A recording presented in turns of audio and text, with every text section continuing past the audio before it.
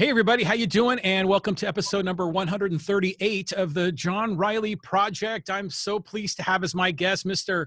Jim Pine. How you doing, Jim? I'm doing great. Thanks for having me on today, John.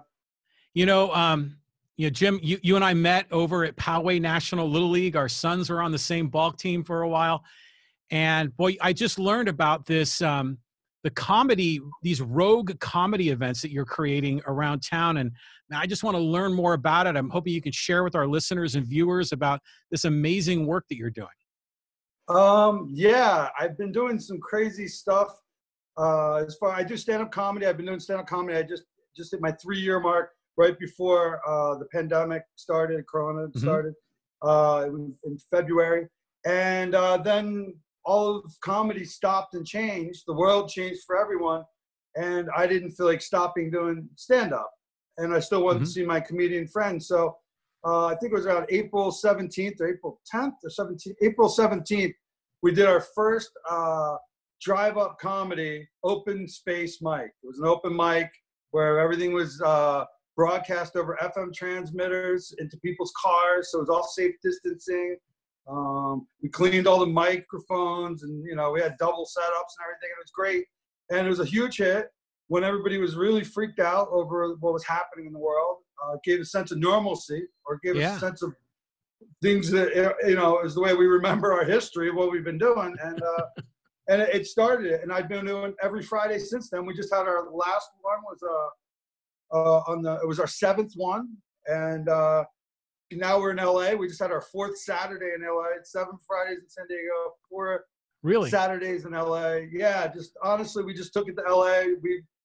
We're blowing this thing up. We're turning it into a company where we're going to do shows and all. But it all started with this passion project of like, I saw the comics. People were, this is what we do. It's an expression of ourselves. And it's like our art, but it's our expression. We don't get to do it. We get blocked up. So it was really healing for a lot of people. It was great. It was great.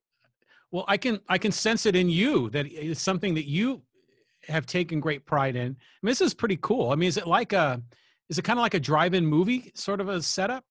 Exactly. That format of the, we broadcast, we basically use all regular equipment you would use, like microphones, cords, everything's professional grade that we'd use in the showroom. But now we're doing it in a parking lot and we hook to an FM transmitter, and then we pick a blank dial, on the radio signal, and then it sends it into people's cars. Because in your brain, you go, oh, well, you're just going to broadcast it through speakers, like on a whole sound system. Yeah.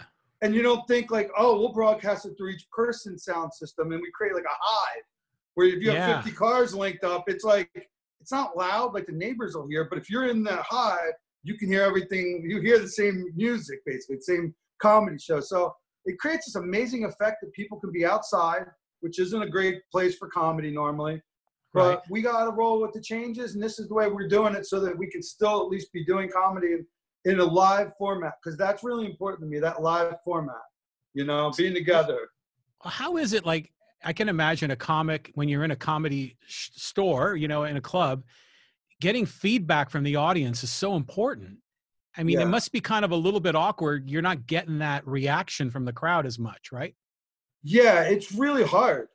But I kind of knew it right away because I had done some weird sets before that it's hard, but you can get reactions. Because when people really would stay in their cars more, you get cars to honk, flash their lights at you, do the windshield wipers, and they could have their windows open and laugh. But it was about they could honk and all, and that's an immediate reaction. But it's transfer. A lot of people get out now at the open mic. People are out of their cars, maybe sitting with chairs and beach chairs or something, and listen to the whole event.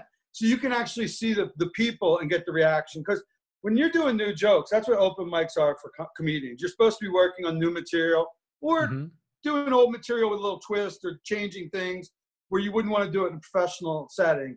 So open mics are tough because comedians, we write jokes. You don't know if they work. I've spent like,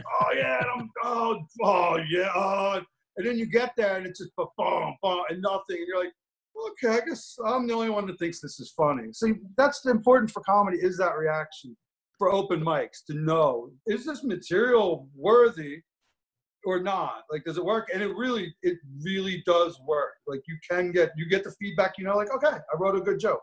Nice.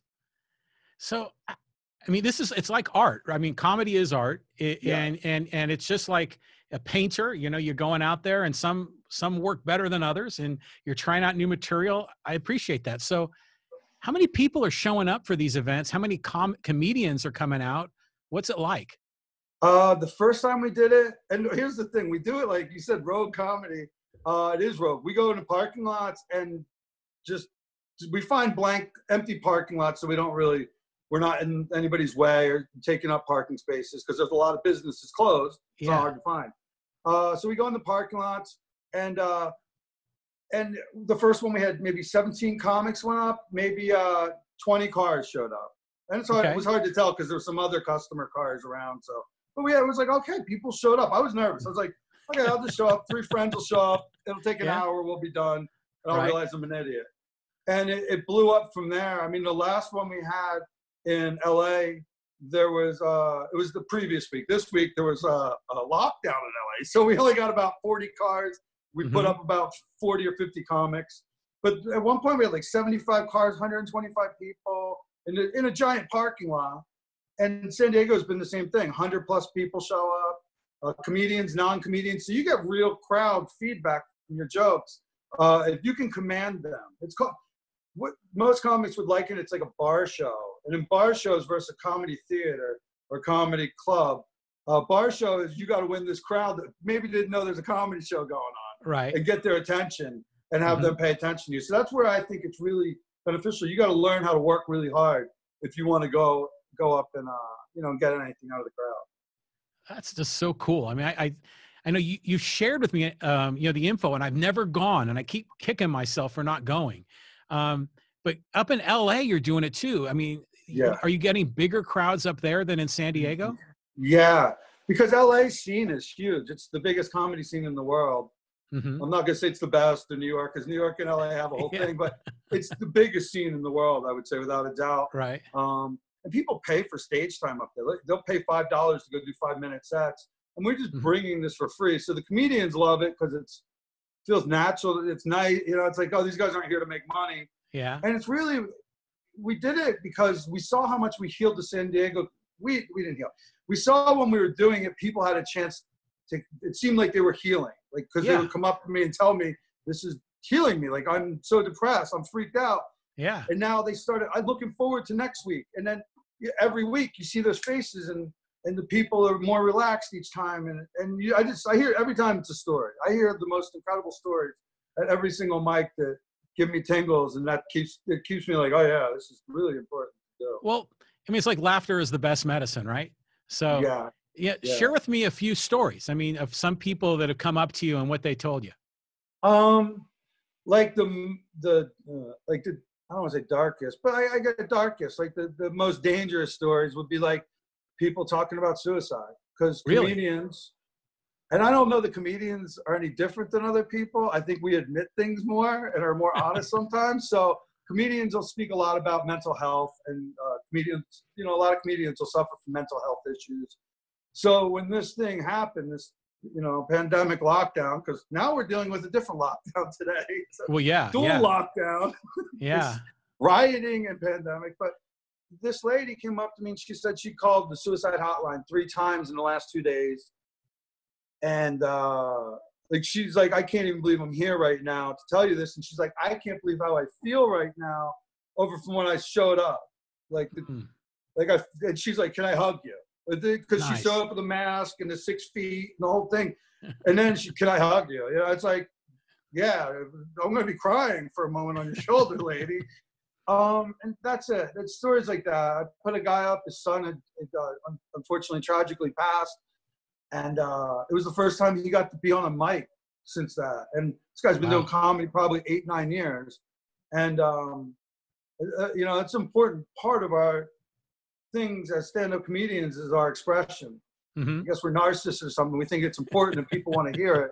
Yeah. But it's really important, because this is, it's the way we do our art form, and every one of them's unique, or better be, because you can't do a cover band of other people's jokes. No, you can't do that.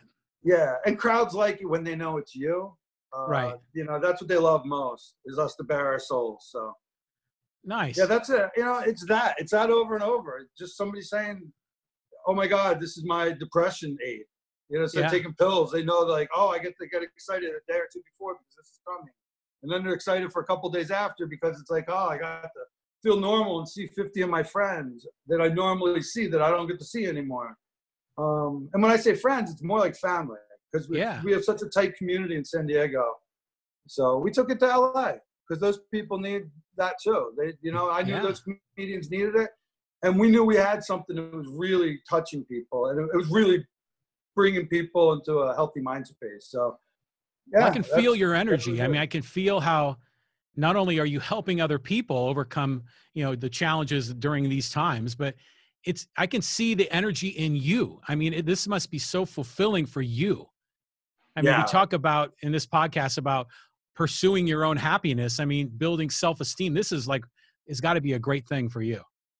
Yeah. I mean, I had to go through the same thing everybody else has with this, you know, like being locked down, even though I get to travel for work. I'm out all the time, but you know, the same for me. I don't like the idea of being told where to go and where I can't go. And it's been healing just in that aspect, but doing something,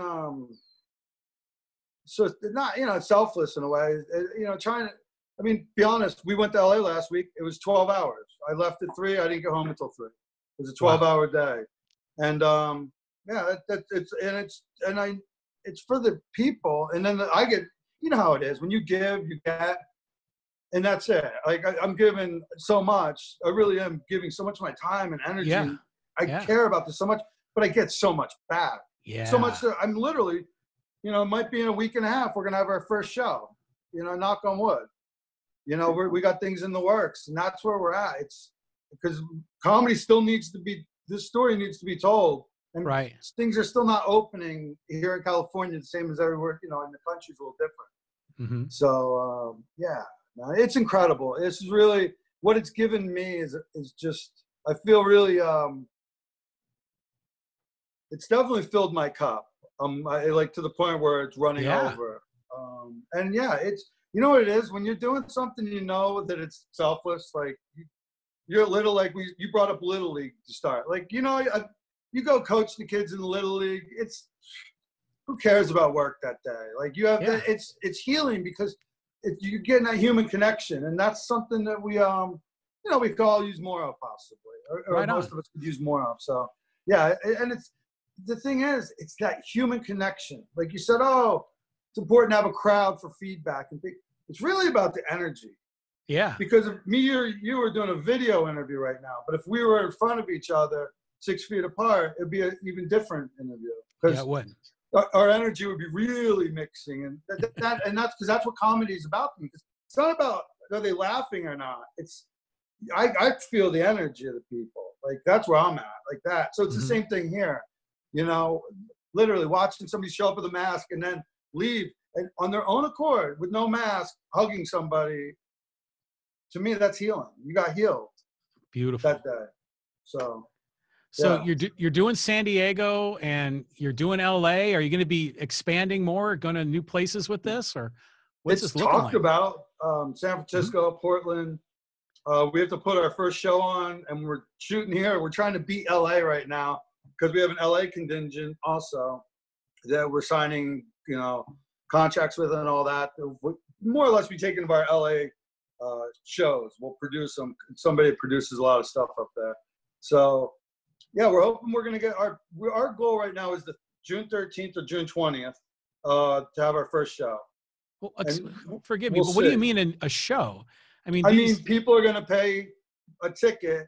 We're going to have a stage, and it's all going to be certified with temporary planning use and, you know, event insurance, and we'll have top-rated comics. Not 3 people you all heard of, but like people are legit headliners. There's no work, so they're like, all right, yeah, we'll do it. So get legit headliners, and really we have a great show.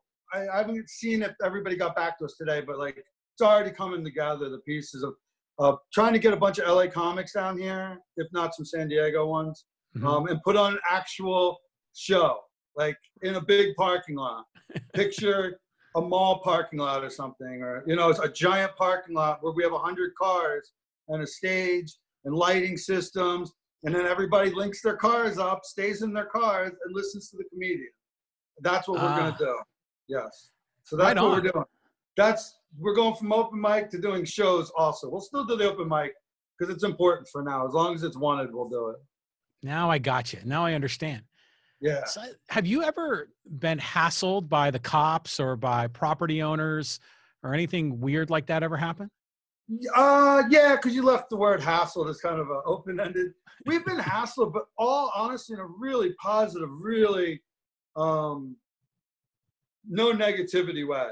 No negativity. Right. I've had a security guard boot us, but I was like, dude, I got 2 comics left. And then I've gotten everybody up. I'm like, can you give me 10 minutes? And he's like, all right. And we did the 10 minutes. I wrapped up and we got, like, that was, you know, he asked us to leave. We left. Right.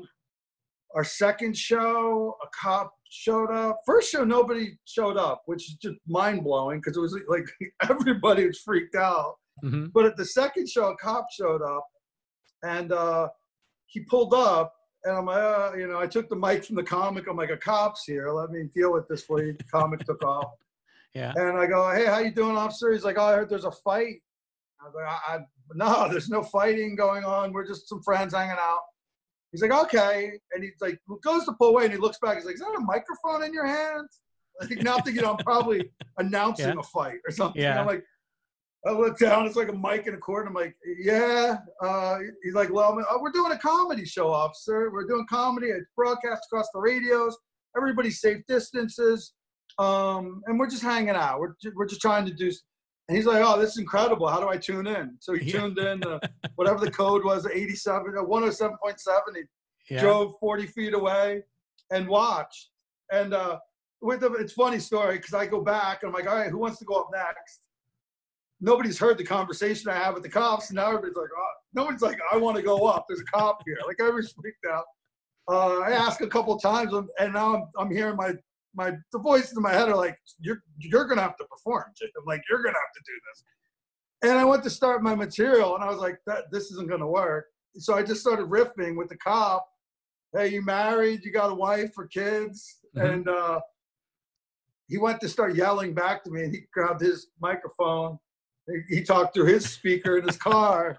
So now everybody could hear him. And, wife, no kids.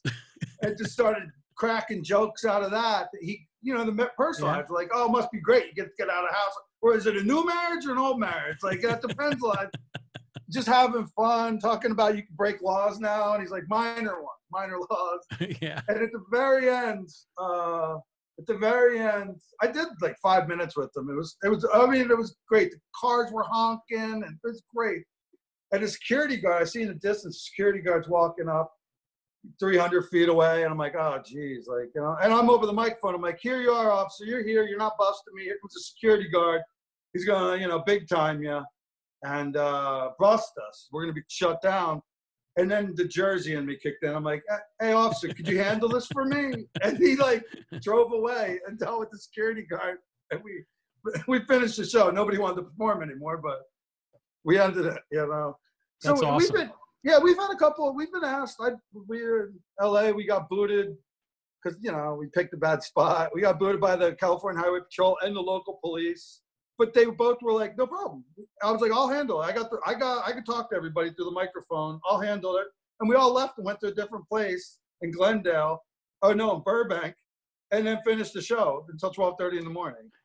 So LA, we've done every show, even when it's been broken up. We've moved somewhere and hit another spot, and then we just keep the show going. And then everyone follows. And people follow. The first time, people showed up to the second spot that weren't at the first spot. So it was like that crazy. Like it was crazy. And it's gotten crazy up there. They're such a great audience too. They all come out of their cars and they sit in a circle, like a semicircle, and they're a great audience. You can get really good feedback on your jokes up at the LA one's really good for that. So how are people finding out about this? I mean, it's on the down low, right? No, we broadcast everything very openly. The only thing we don't ever give out is the location on social media. And people are like, oh, you're hiding from the cops. I'm like, no, the cops do not care. It's hiding from people that might want to blow up our spot by saying, you know, calling the cops saying something's happening. Right. Or something like that. Just stupid term, like haters, you know, people that are, you know, want to be negative Nellies. Yeah. You know, that's it. But so we have pages on Facebook, Instagram. We are, you know, we have a website, driveupcomedy.com. And that's where you go. Driveupcomedy.com. I like that. Yeah, Drive Up Comedy that's our whole thing. It's all drive up because stand up comedy, drive up comedy. Okay. And drive-in comedy was already taken. So somebody must have had that from a long time ago. But yeah, Drive Up Comedy. We're very, you know, our Instagram page has got a huge following now. We broadcast everything, videos. We have drone footage. We've had drones show up. We've had people, KPBS came and did he was there for 3 hours.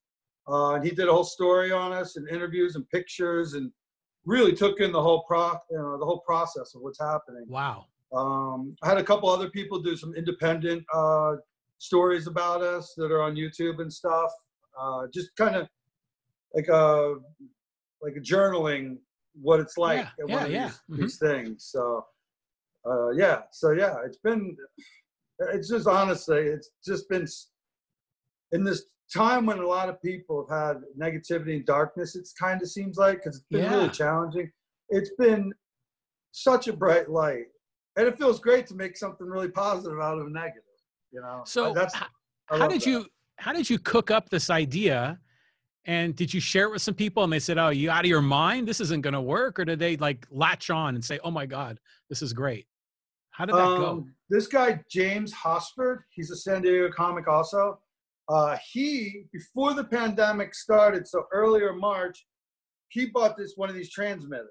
And he did a show in Escondido. There was 4 cars there.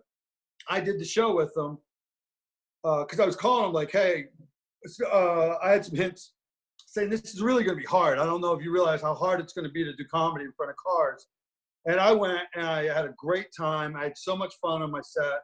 It was really organic and fun. And that's where I got the idea from. I told him that night, hey, I'm buying one of these things. And then the world shut down, and everybody wanted to buy these things, like churches and all buy these transmitters now so they can still do the services in the parking lot. So these things got hard to get, but I got one. And so I got the idea from him, James Hosford, and then did my first show probably about a month later when I was going to do it on the 10th, and it didn't feel right. And then we went for it on the 17th. Do you say James Hoffa, like Jimmy Hoffa? Hosford. Oh, Hosford. Hosford. Hosford. He's an Escondido resident, Escondido born and raised. Right on. Yeah. So how have you noticed that the content of the comics has changed as we're going through this COVID pandemic? You'd expect COVID jokes because comics try to make jokes about whatever's happening, but they almost become a little hacky because if it's too common or too easy of a premise, you know somebody else is probably doing it. Right. If it's not really unique to you. My newest COVID joke I was telling I was like, I know the pandemic is now over because I came home the other night and somebody had TP'd my house and my son's car. And honestly, a month ago, there was toilet paper everywhere. There's still the rolls. These kids, no respect for toilet paper. I was like, I would have kept it. I would have kept it weeks ago. I would have kept this. Oh, there's half rolls without rolling. And I would have the kids out rolling. Yeah, put it on. Yeah. That's how I know the pandemic's over. So that's a joke. I guess somebody could think of it, but my house got TP'd because I have 2 teenagers. Yeah. And that did happen. So it's not, that's some silly little joke I wrote that's kind of personalized.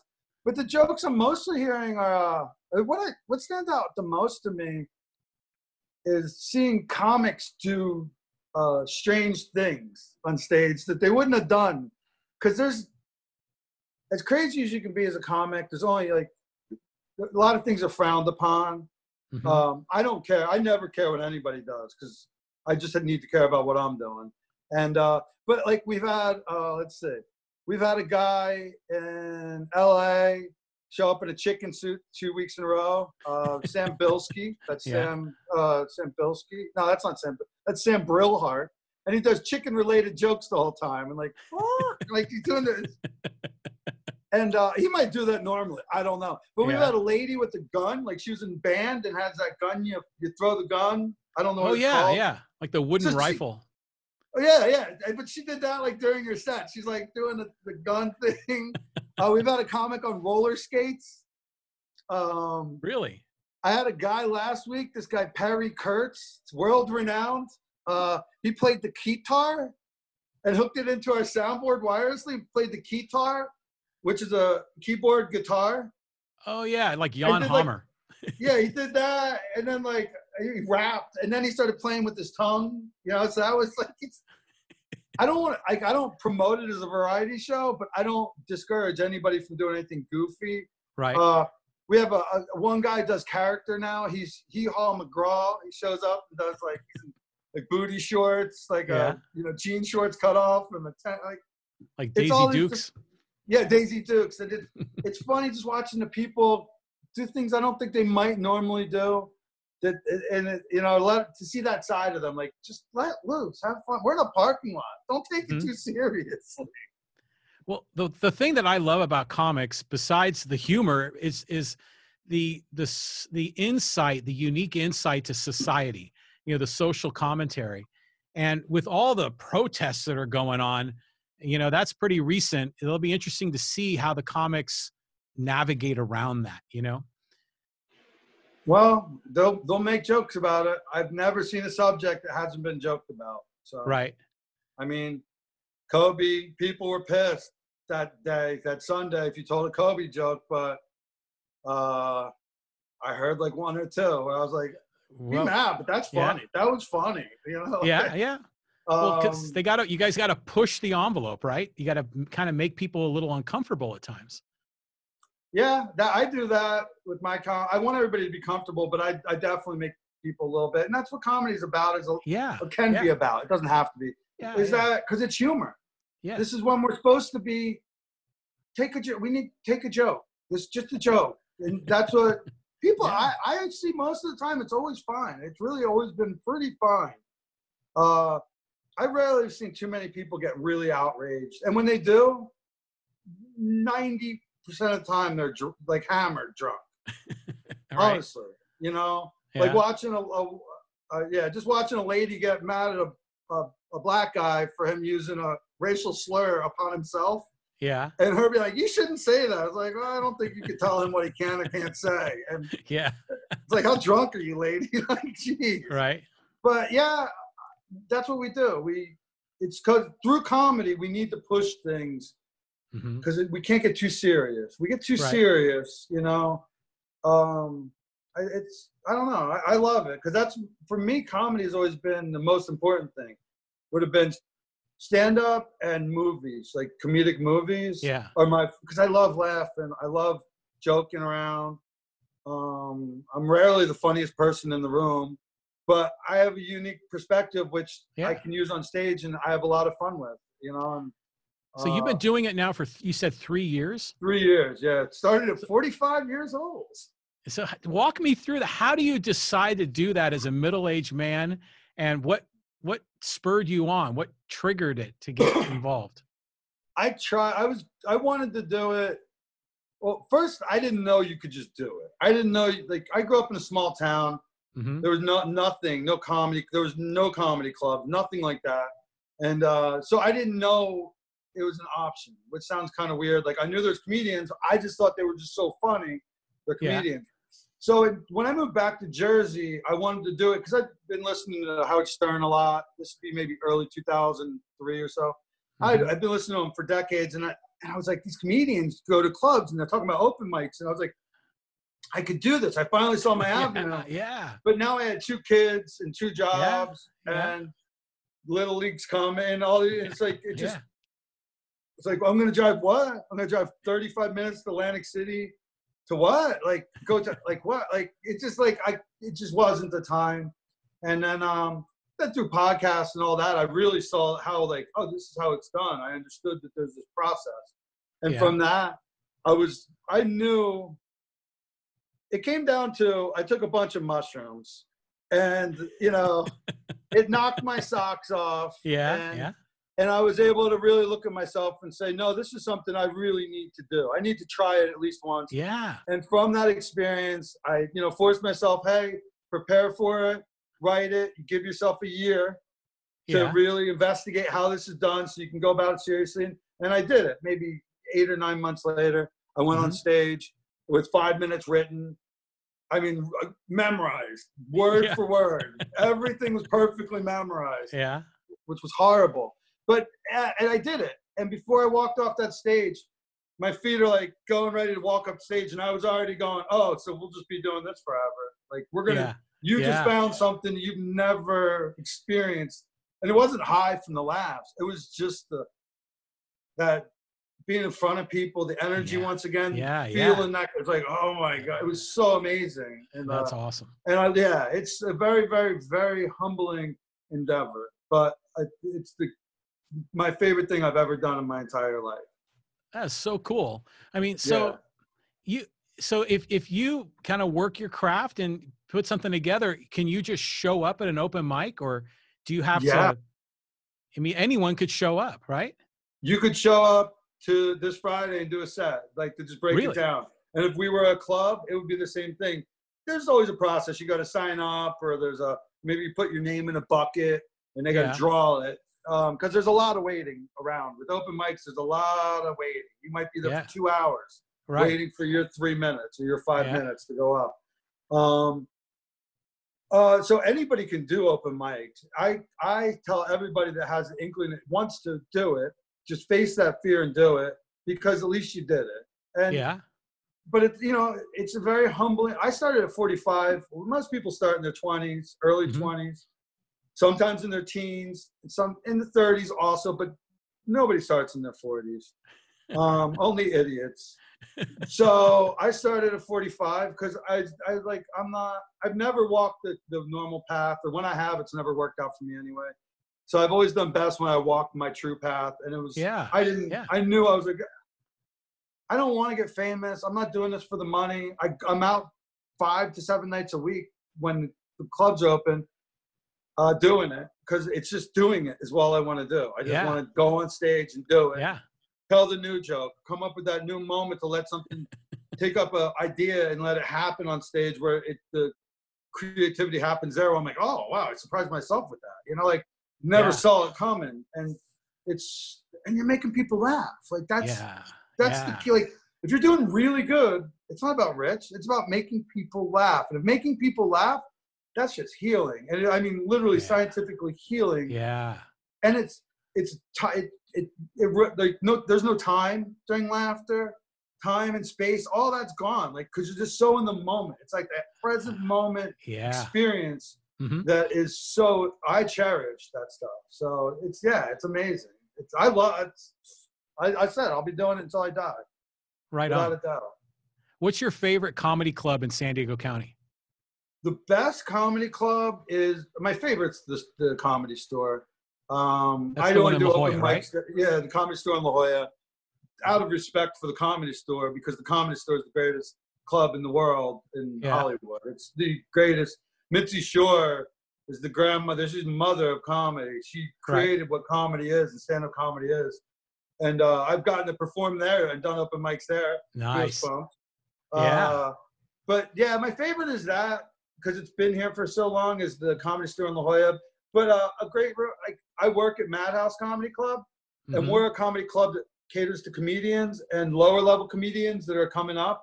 Gets them that stage time, gets that person that's getting ready to be a headliner, headlining time and shit like that. We do a lot of showcases. And then American Comedy Company has great talent, and you know, there's a bunch in town. I think are they down in the Gas Lamp? Is it downtown? Well, in the Gas Lamp, we have MadHouse Comedy Club on 4th and F. And then on 6th and around the corner of F is ACC. And then in between them, nobody really knows, but there's a Laugh Factory in a basement that hasn't opened yet. But it's done. It's done. Everything's been there for a year, done. And they've been waiting on a liquor license or something like that. And that's just like within 2 blocks, there's 3 comedy clubs. One isn't open. Right. But, what else do we have? We have Comedy Palace in Claremont. And the newest comedy club in San Diego. It's a fun, great room. Adam Wasserman's the owner, and that's Grand Comedy Club, and they're opening this weekend. I think they have 40 people can buy tickets to the show this Friday and Saturday. And that's Where's that Grand. That's a Grand Comedy Club. Did you say Escondido? Yeah, on Grand Ave. I think it's called. Yeah, Grand. yeah.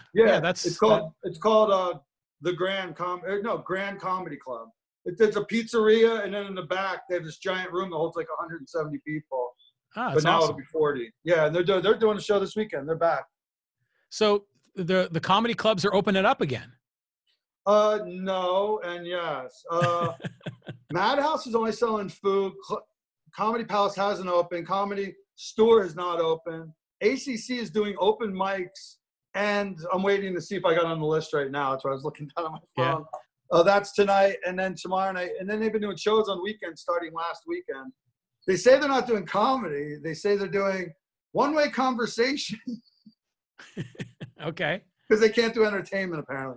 And Grand got the okay from Escondido, apparently, to open up in this very limited capacity.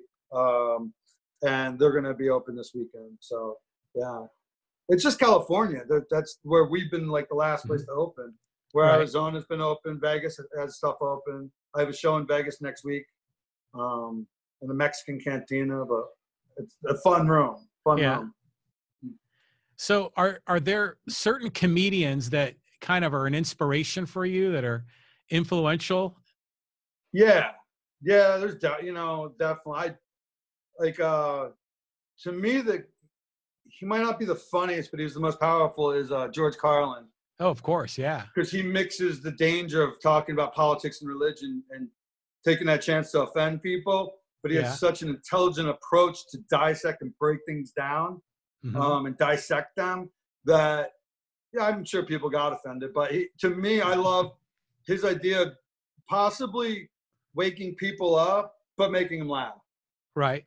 That's not easy, because usually you sound like a cult leader or something, So I love him because of that.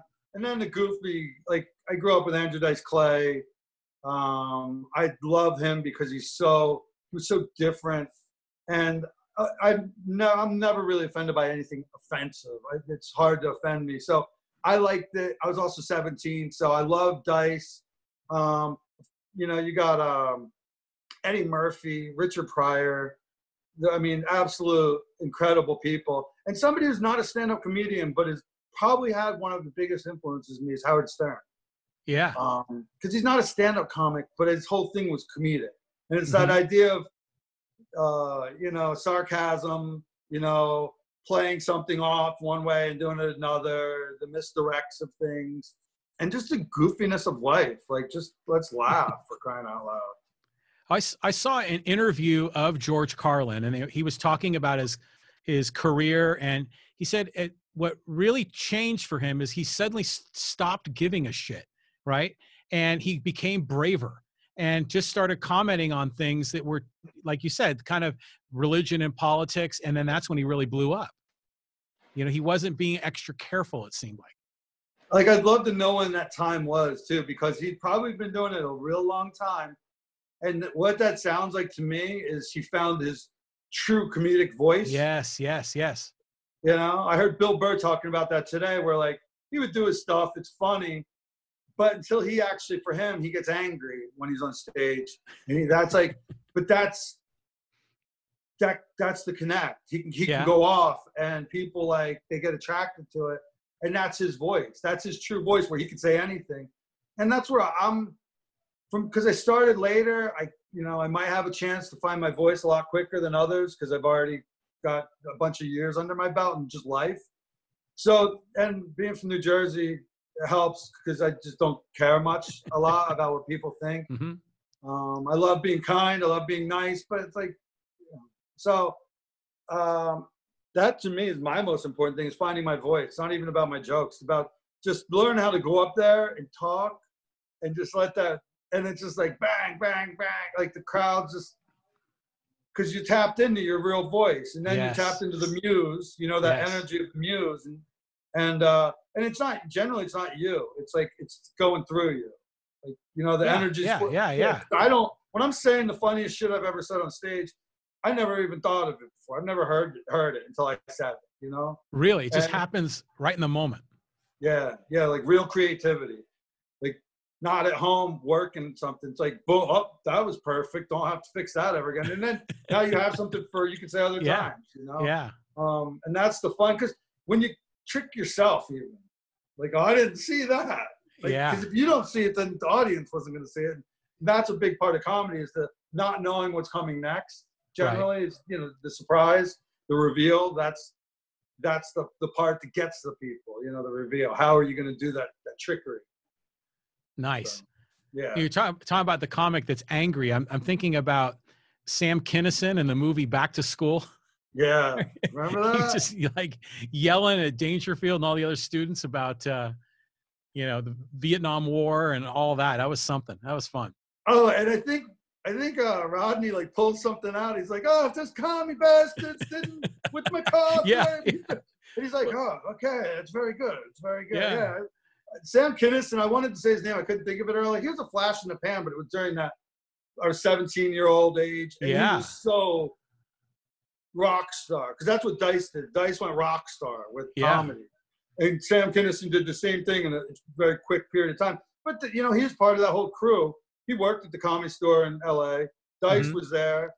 Bill Hicks. You know, it was a whole crew of people. Right on. But yeah, I love it all. You know Gilbert Godfried?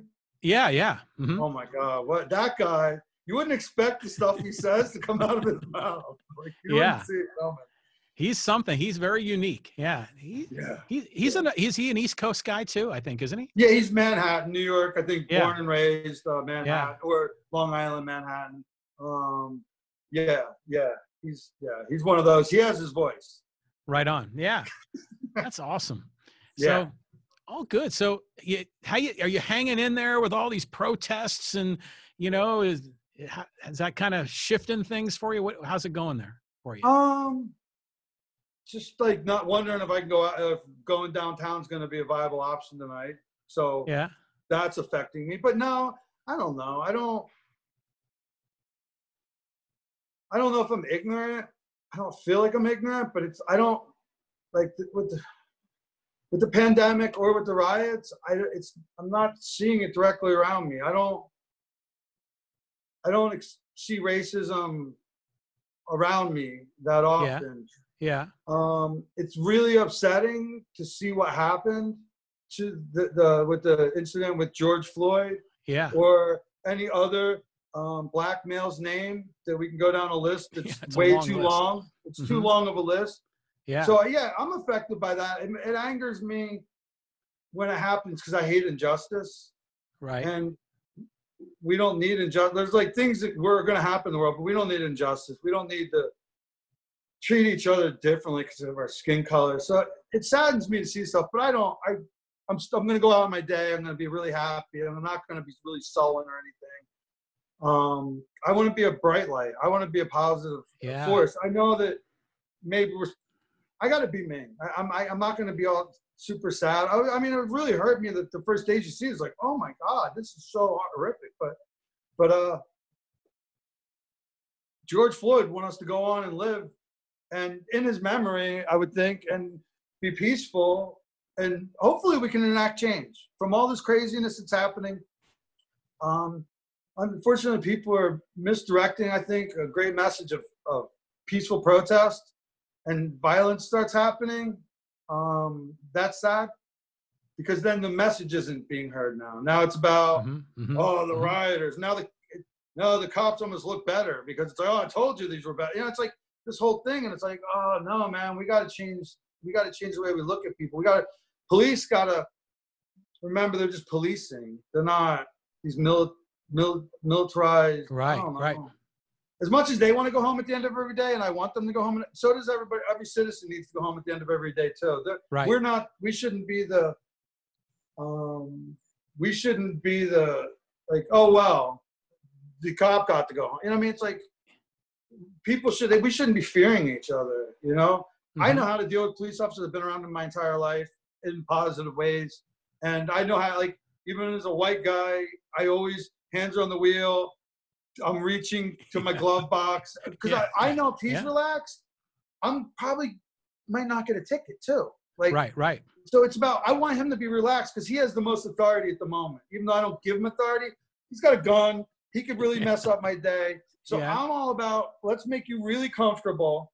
And that's my most thing. So I'll show my belly and be very humble and, you know, and treat them with respect, look them in the eye. That's all they want. That's all I've never had a negative. I'm running shows and parking lots where they're telling me I have to leave, and I've got a group of over 50 people, which apparently should be a big problem. The cops, if the owner of the property didn't ask you to leave, I wouldn't even be over here right now. Like, this all looks great to me. Right. So I don't know. It's sad because obviously, you know, people are being hurt. And there's, I don't know. But you're an antidote to that, right? I mean, right now we're dealing with a lot of heavy issues, and comedy is going to get people to lighten up a little bit, and it's like a nice little counterbalance, right? Yeah, well, we're not going to stop. We're not going to stop. Somebody's going to make jokes about something. It's all important because it's about balance. You know, I wanted to say, why can't we just find peace?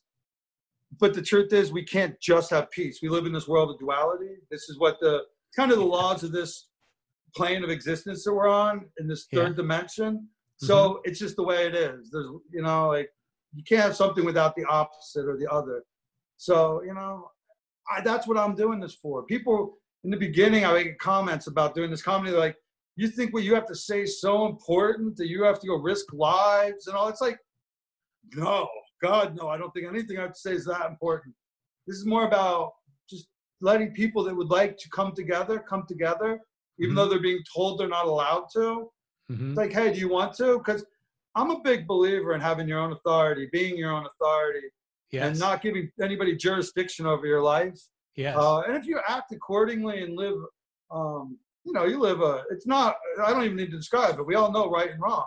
And every situation's a little different, but we all know right and wrong. It's in our gut. And I knew I was doing nothing wrong. My intuition had me guided. I knew I was protected. I knew if I got $1,000 ticket for starting this thing, it was never getting paid because the Constitution says I'm allowed to be out of my house and I'm allowed to assemble. I'm allowed. You cannot. And that's how I feel with all of this. If you want to wear a mask, wear a mask. If you want social distance, social distance. If you don't. If you want to hug, then hug, you want to hug? Like, that, I have deep theories about all of this stuff. Like, why 6 feet? They pick the number, 6 feet. Why that? And, you know, humans need contact. Like, going to jail, going to jail is the worst thing they could do to me. But when I'm in there, for most people, it would be the worst thing they could do. For me, I'd be like, well, at least I'm safe in there. Solitary confinement. Think about that. Jail that's your punishment. But if you're bad in jail, the punishment is you're going to be alone. And that tells me so much about the human condition. I already know we need to be near each other. We need like a hug, a real hug, not just like a hug where you stop and there's like that connection. Like, oh man, it's so, you know, human touch is such an amazing thing, and it's so healing. And that's what we're all being stopped from right now. And it's great because I get to, people look at me like, I get a lot of elbow, like, oh, we'll touch elbows when they come to the stage. Because I basically hosted every moment of this whole thing. I gave it up the other night. I let my friend do like an hour at the end. My partner, Alexander James. I also have another partner, Chris Espinoza, and then my sound guy, Jesse Hogan. But I'm like getting elbow, or if people, I can read them, like, they don't, I'll leave this area and they can come up to their clean mic and they feel safe and they can take their mask off and do their thing, put it back on and leave. They don't have to touch me, or it's a hug, or it's, you know, I let them dictate because I don't care. I'm not worried. I have a healthy immune system. I'm not worried about any viruses. And I got to die of something. I mean, I'm not a vampire. Maybe you can just die laughing. How's that? I would take that. That would be great. That would be fantastic. It's just, I'm going one way or another. I do know that. That's what I'm told. I think what you're doing is just so cool. I mean, it's helpful for, you know, the society to lighten up. It's innovative what you're doing. It's something that I can feel that positive energy from you, because you know you're doing a good thing for other people and for yourself, you know? So I think it's awesome what you're doing. And I'm so happy that we can talk about it. And what was the website again? Can you share it? Everything's Drive Up Comedy. Okay. DriveUpComedy.com, Drive Up Comedy on Facebook, on Instagram, Drive Up Comedy. If you need to reach out, or you're interested, or anybody that sees this wants any information, hit us up there. I'll give you information to start your own. Give you transmitter information. I've hooked so many people up with this. Whatever, you know, what do I need? They're all nervous. I'm like, oh, here, get your camera out, take a picture, get the model number. Yeah. Go on Amazon, order it up. And so there's other people that have them around San Diego right now. Nothing else has really started. James Hosford did a nursing home show, I think 2 weeks ago. Yeah. And he has the military just reached out. He's going to probably do some stuff with them. So, yeah, That's great. Really, this has been an amazing, I did not see any of this coming, but it's been so much fun and so healing and really a place where the San Diego community's been able to come together. Non-comics show up. They're so excited to get out of the house and have entertainment. They bring hoagies and, you know, adult beverages sometimes. And it's cool. Like, what it is gives everybody an opportunity to do it at their speed. Right. Because you can sit in I've only had one time where I saw a comic saying something and I stopped him. And he was saying to another comic, hey, take off your face mask. I want to see your face. I heard him say it twice. And I was like, yo. She said, no. What are you doing? He's like, well, I just wanted to see your face. I'm like, okay, that's what you want. Now stop. Yeah. Like, because I don't ever tell anybody, like, you see, I get excitement when I say they don't have a mask on anymore. Yeah. And it's only because I feel like, it's like, not because anybody told them or because that's what we want. I want everybody to find their own place where they feel comfortable. Because to me, that's the most important thing. But when everybody starts taking the mask off, that's when I'm like, yeah, all right. You know, it's like we're breaking the matrix. Yeah. That's what it feels like. You know, there's this thing happening. Like, now they all have them off. Yes. It's freaking cool. It's cool. That's the authenticity, you know, like finding that real voice, that inner voice, and just being themselves, you know, without anything in front of them. Yeah, you know, get away from the news and all that, because that's what it is. It's just bombarding of this information. It's like, go out for a walk. Like in San Diego, at one point they like arrested people for surfing, and I was running around basically just like, nobody's ever gotten the flu surfing. Not once ever in the history of man has somebody gotten the flu surfing. Like, salt water destroys everything, it seems like, you know. Just try to, letting people just, I don't know, man. This has been a big mind game, I can tell you that. Not saying it's not real, but it's been a big mind game on people. It's really damaged people. Oh yeah, really damaged people.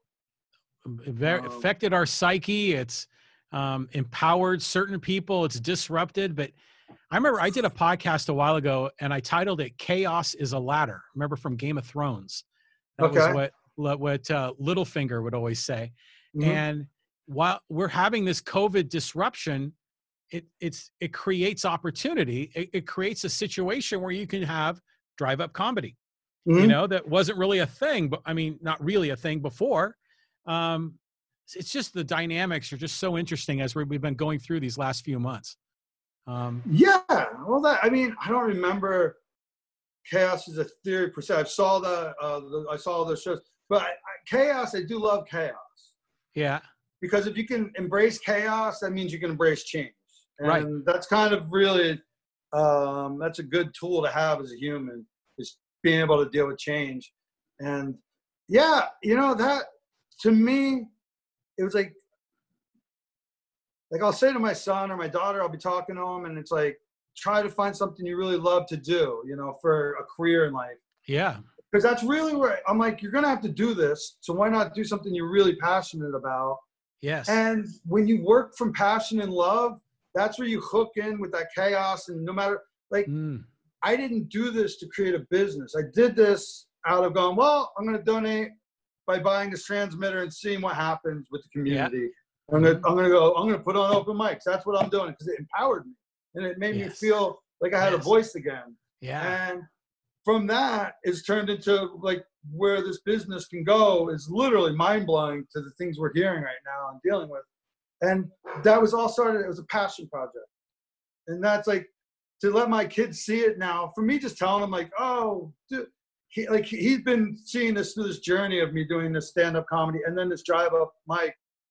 And he sees like he gets it, like, oh, Dad he just worked doubles, you know, on Fridays he put all that extra energy, and then he drove to LA's on Saturdays for what? To waste gas money and 12 hours of day. But that's what life's about. Like when you just dive head in and you could see the sign. I can see signs from the universe like this isn't good, turn back, it's a bad idea. Or you just keep getting like embraced and just and that's all this has been. It's just embraced. We've had one person I can even think of by name, I won't name him, that was really tried to ruin this thing. And he did it through social media, and he called like Human and Health Services, and he called KUSI, and called the Sheriff's Department, all these things, because he said I was creating hot spots for this pandemic, and that was his whole theory. And I never responded, not one time on social media did I or anybody from Drive Up Comedy responded any way to him. And the comedy community literally like tore him apart, limb from limb. And within 8 hours, all his social media had been taken down. Not what he posted, his accounts, everything gone. Wow. And I didn't want to see that happen, but what happened was he thought he was attacking me. Yeah. And he attacked everybody's outlet.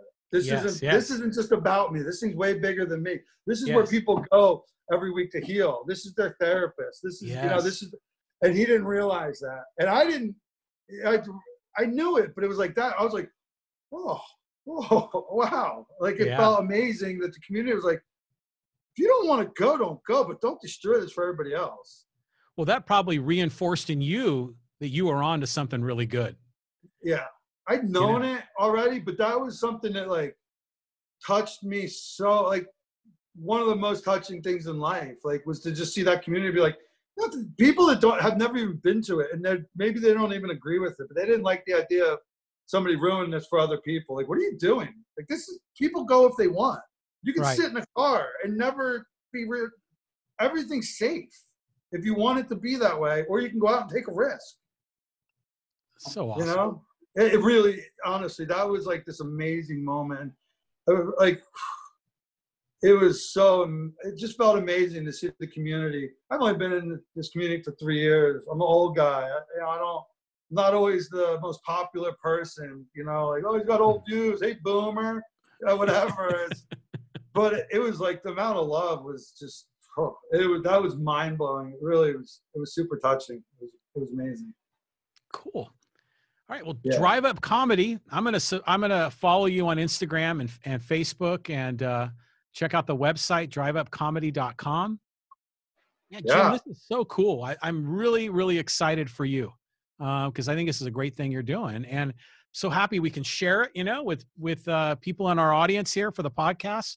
And you've done a bunch of other podcasts too, right? Yeah. Ever since I started this, I've done like 6 different podcasts. Maybe this is 7th podcast in the last couple of weeks. Wow. It's a great story. People this topic this is going to be the summer of Drive Up, like drive in and drive up and go into your local restaurant, sit in a lot and they'll car hop it to you or whatever. It's really is going to be the summer of it. And we somehow tapped into it before it really took off. Because now, Bert Kreischer's a big touring comedian. He's already listed. He's doing a touring show of Drive Up Comedy theaters. A guy in New York just did one. I forget who it was. He did a Drive Up Comedy. It's happening everywhere now. It's literally happening. And everybody's like, you started. I'm like, nah. There was a couple of us in this country that all kind of went with the idea. And it's just, people are like, that's a great idea. So it is a great idea. It's gonna be fun for this summer. It's gonna give people a chance to get out of the house and not worry about everything going on. That's what we're hoping.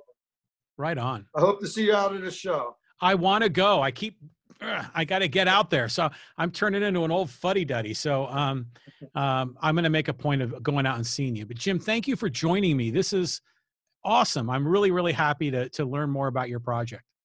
Thank you so much for having me, John. It's my pleasure to be here. Really, for giving me a chance to literally talk about something I'm so passionate about. Yeah. And just to let other people hear about a good story about right now, a happy story. Yes. This is like a redemption story. That's what it all feels like. This is a redemption story. The Phoenix is gonna rise from the ashes. Yes. We're gonna be fine, if not way better.